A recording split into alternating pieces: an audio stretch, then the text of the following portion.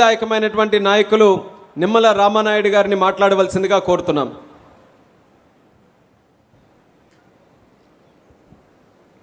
గౌరవ ముఖ్యమంత్రి నారా చంద్రబాబు నాయుడు గారికి, గౌరవ వర్కింగ్ ప్రెసిడెంట్ నారా లోకేష్ బాబు గారికి, తెలుగుదేశం పార్టీ కుటుంబ సభ్యులకు అందరికీ కూడా ముందుగా నా నమస్కారాలు మీ అందరికీ కూడా తెలియజేసుకుంటూ ఉన్నా. జలం ఉంటేనే జనం, జలం ఉంటేనే ప్రగతి, జలం ఉంటేనే ఉనికి.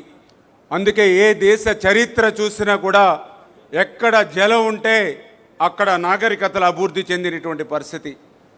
ఎక్కడ జలం ఉంటే అక్కడే పల్లెల నుంచి పట్టణాల నుంచి మహానగరాలుగా అభివృద్ధి చెందినటువంటి పరిస్థితి.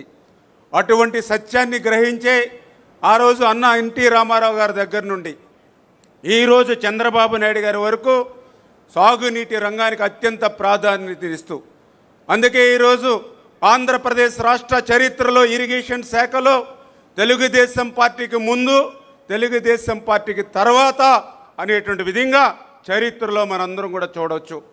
అటువంటి ఇరిగేషన్ శాఖ ఆ రోజు 2024లో కూటమి ప్రభుత్వం అధికారంలోకి వచ్చిన తర్వాత చూస్తే 5 సంవత్సరాల విధ్వంసమైనటువంటి పాలన, మాకు 18,000 కోట్ల బిల్లుల బకాయిల్ని గత ప్రభుత్వం వారసత్వంగా ఇచ్చినటువంటి పరిస్థితి.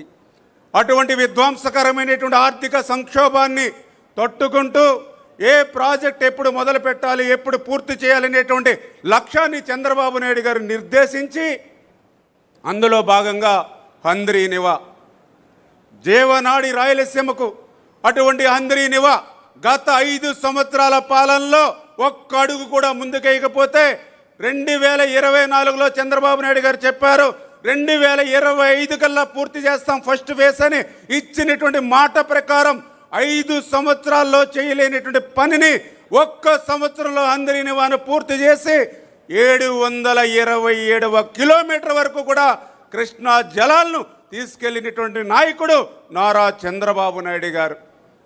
తుంగభద్ర ప్రాజెక్టు రాయలసీమకు అత్యంత కీలకమైనటువంటి ప్రాజెక్టు.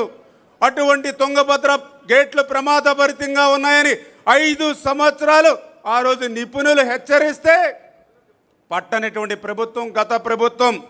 కానీ ఈ దాని పర్యవసనంగా 2024లో చూసాం 19వ గేటు కొట్టుకుపోతే కర్ణాటక ప్రభుత్వం సైతం చేతులెత్తేస్తే చంద్రబాబు నాయుడు గారు అప్పటికప్పుడు కన్నమనాయుడు గారిని పంపించి వాటర్ ఫ్లో అవుతుండగానే గేటును పునర్నిర్మాణం చేసి 80 టీఎంసీల నీటిని కాపాడడమే కాదు, ఈరోజు మొత్తం 33 గేట్లు కూడా కొత్తవి ఏర్పాటు చేసి రేపు జూన్ నెలలో పాటిల్ గారు కర్ణాటక మన రాష్ట్ర ముఖ్యమంత్రులు ప్రారంభిస్తున్నారనంటే అది రాయలసీమకు ఈ ప్రభుత్వం ఉన్నటువంటి కమిట్మెంటు. శ్రీశైలంలో నీళ్లుంటేనే మరి రాయలసీమకు నీళ్లుంటాయి. అటువంటి శ్రీశైలం ప్లంజిపూలు ప్రమాదభరితంగా ఉంటే 5 సంవత్సరాలు పట్టించుకోవాలా. కానీ ఈ ప్రభుత్వం 203 కోట్లు పెట్టి ఈవేళ శ్రీశైలం మరామతుల పనులు చేస్తూ ఉన్నాం. ఈ రకంగా హెచ్ఎన్ఎస్ఎస్, జిఎన్ఎస్ఎస్, గోరకల్లు, తుంగభద్ర, శ్రీశైలం ఇట్లా ప్రతి ప్రాజెక్టు కూడా మరి ఈరోజు ఈ ప్రభుత్వం ముందుకు తీసుకెళ్తూ ఉంటే మరి రాయలసీమ బిడ్డ అని చెప్పుకునేటువంటి వ్యక్తి రాయలసీమకి ఎందుకు వెన్నుపోటు పొడిచాడో ఈవేళ ఆ యొక్క మరి గొడ్డలి పార్టీ నాయకుడు సమాధానం చెప్పాల్సిన అవసరం ఉంది. పోలవరం 72% పూర్తి చేశారు. ఆ రోజు 2019లో ప్రభుత్వం మారకుండా ఉంటే 2020, 2021కి పూర్తయి ఉండేది. కానీ దురదృష్టం ప్రభుత్వం మారింది, పోలవరం విధ్వంసమైంది, డయాఫ్రమల్ ధ్వంసమైంది. పోలవరం ప్రశ్నార్థకమైపోయినటువంటి దశలో 2027కి పోలవరం పూర్తి చేస్తామని చంద్రబాబు నాయుడు గారు చెప్పడమే కాదు, ఆ పోలవరానికి విలువైనటువంటి భూములు, ఆస్తులు త్యాగం చేసినటువంటి నిర్వాసితులకు సైతం ఈ 22 నెలల్లో 2,250 కోట్ల రూపాయలకు వాళ్ళు అందజేశారు. ఆ రోజు 2017లో కూడా 700 కోట్లు ఇచ్చారు. ఈరోజు నిర్వాసితులు చెప్తూ ఉన్నారు ఈ రోజు చంద్రబాబు ఉండగానే మాకు డబ్బులు వచ్చాయి తప్ప 19, 24, 5 సంవత్సరాల్లో ఒక్క చిల్లి గవ్వ కూడా రాలేదని ఈవేళ నిర్వాసితులు చెప్తున్నటువంటి పరిస్థితి.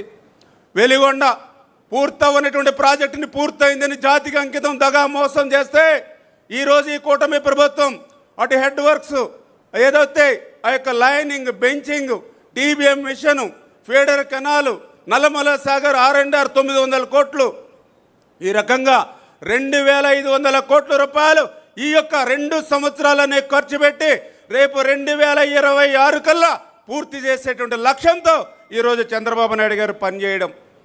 పోలవరం లెఫ్ట్ మెయిన్ కెనాల్ ఉంది, 5 సంవత్సరాల్లో ఒక తట్ట మట్టి చేయాల, కానీ ఈ 2 సంవత్సరాల్లోనే 1500 కోట్లు ఖర్చు పెట్టి ఇవాళ పోలవరం లెఫ్ట్ మెయిన్ కెనాల్ ద్వారా ఈ 2026లోనే రేపు ఉత్తరాంధ్రకి అనకాపల్లి వరకు ఇవాళ చంద్రబాబు నాయుడు గారు నీళ్లు తీసుకెళ్తున్నటువంటి పరిస్థితి.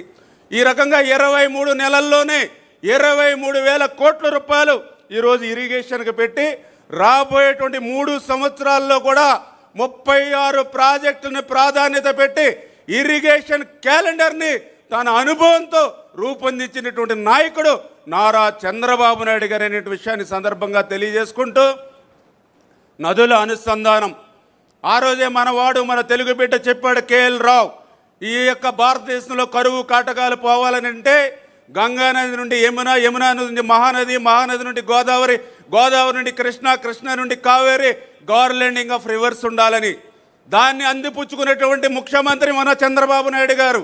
మన ఆంధ్రప్రదేశ్ రాష్ట్రంలో కూడా 5 ప్రధాన నదులు వంశధార, నాగావళి, గోదావరి, కృష్ణ, పెన్నాని అనుసంధానం చేస్తూ అందులో భాగంగానే మొన్న మీరు చూశారు 14-19లో 1300 కోట్ల రూపాయలు 1300 కోట్ల రూపాయలు పెట్టి ఒక్క సంవత్సరంలోనే పట్టిసీమను పూర్తి చేస్తే 439 టీమ్స్ని 10 సంవత్సరాలు ఇచ్చి 50,000 కోట్ల ఆదాయాన్ని సృష్టించినటువంటి నాయకుడు నారా చంద్రబాబు నాయుడు గారు అనే విషయాన్ని ఈరోజు గోదావరిలో వృధాగా ప్రతి సంవత్సరం 3,000 టీఎంసీల నీరు బంగాళాఖాతంలోకి పోతూ ఉంటే అటువంటి గోదావరి వరద నీరుని గోదావరి నుంచి నల్లమల సాగర్కి భవిష్యత్తులో బనకచెర్లకు తీసుకెళ్లి రాయలసీమని ఒక పచ్చని పైరులా మార్చాలనేటువంటి చంద్రబాబు నాయుడు గారి యొక్క లక్ష్యం.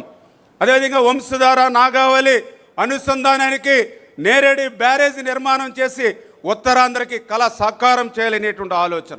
అంటే ఈ రకంగా చంద్రబాబు నాయుడు గారు అడుగు అడుగునా కూడా అహర్నిశలు శ్రమించి ఈ ఆంధ్రప్రదేశ్ రాష్ట్రంలో నీరు పారిస్తూ ఉంటే ఈ నీటి కంటే అత్యంత విలువైనటువంటి రక్తాన్ని పారిస్తానని చెప్తూ ఉన్నారు ఈవేళ కూటమి నాయకులు నిస్సిగ్గుగా. మీరు సంపద సృష్టిస్తే నేను నాశనం చేస్తానని చెప్తూ ఉన్నాడు, మీరు కడితే మేము పడగొడతామని చెప్తూ ఉన్నాడు, మీరు కాపాడితే నేను కడతీరుస్తానని చెప్తూ ఉన్నాడు. ఇటువంటి ఉన్మాదంతో ఉన్నటువంటి గొడ్డలి పార్టీకి ఈ ఆంధ్రప్రదేశ్ రాష్ట్రంలో శాశ్వతంగా సమాధి కట్టి మన ఇరిగేషన్ వ్యవస్థకి రేపు బంగారు భవిష్యత్తు కల్పించాలని ఈ మహానాడు ద్వారా మీ అందరినీ కూడా కోరుకుంటూ ఈ తీర్మానాన్ని బలపరుస్తూ ఉన్నా. Thank you. జై తెలుగుదేశం. నిమ్మల రామానాయుడు గారికి ధన్యవాదాలు తెలియజేసుకుంటూ ఈ తీర్మానాన్ని బలపరచవలసిందిగా శాసనసభ్యులు ఉగ్ర నరసింహ